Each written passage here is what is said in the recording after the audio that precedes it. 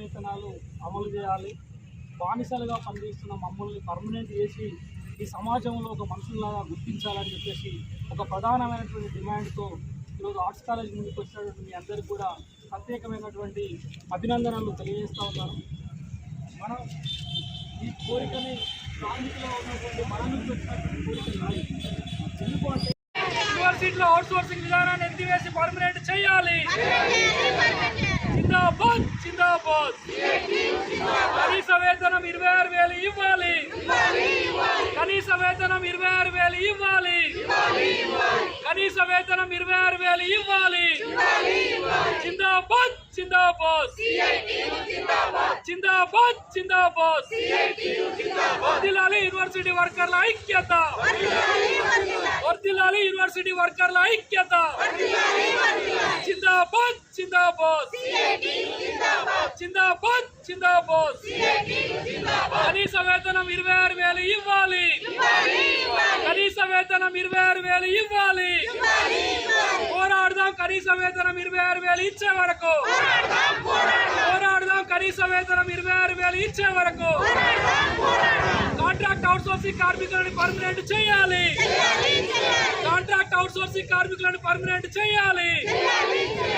జిందాబాద్. పడుతూ ఉన్నారు, నష్టపోతా ఉన్నారు. మీరు ఎవరైతే అవుట్ సోర్సింగ్ ఉన్నారో వాళ్ళ లెటర్లు రాసి వాళ్ళ మీద యాక్షన్ తీసుకుంటామని చెప్పండి. సక్రమంగా జీతాలు వేయాలి, సక్రమంగా ఈఎస్ఐ పిఎఫ్లు ఇవ్వాలని చెప్పి మనం అడిగినాం.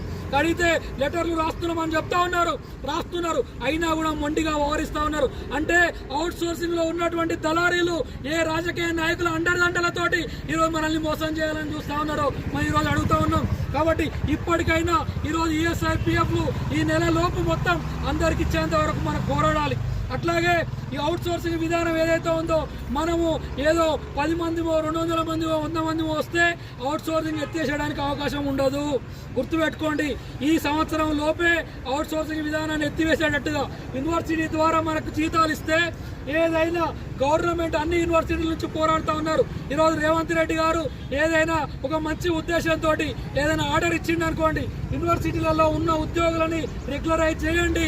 20 సంవత్సరాలు చేస్తున్నారు, బానిసల్లాగా చేస్తున్నారు, వెట్టి చాకరీ చేస్తున్నారు, వాళ్ళని రెగ్యులరైజ్ చేయాలని చెప్పితే మనం 20 సంవత్సరాలు చేసినటువంటి శ్రమ మొత్తం కూడా ఈరోజు నీటిలో వచ్చిన బురదలాగా మారిపోయే ప్రమాదం ఉంది. కాబట్టి యూనివర్సిటీ ద్వారా మనం వేతనాలు తీసుకుంటే మనం కూడా యూనివర్సిటీ పరిధిలోకి వస్తాం. కాంట్రాక్టర్లకు కావచ్చు, టైం స్కేలర్లకు కావచ్చు, ఏ రకమైనటువంటి జీవోలు అప్లై అవుతాయో మనకు కూడా ఆ జీవాలు అప్లై కావడానికి అవకాశం ఉంటుంది.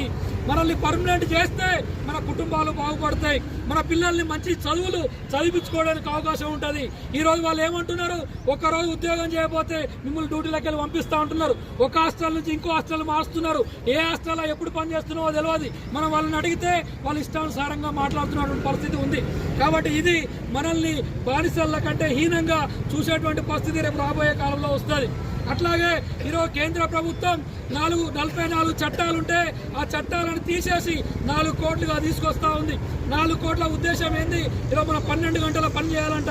ఈరోజు మనం 8 గంటల పనికే 4 గంటల నుంచి 3 గంటలకు పోతే 4 గంటలకు పోయినవా లేదని చూసి అటెండెన్స్ వేస్తూ ఉన్నారు.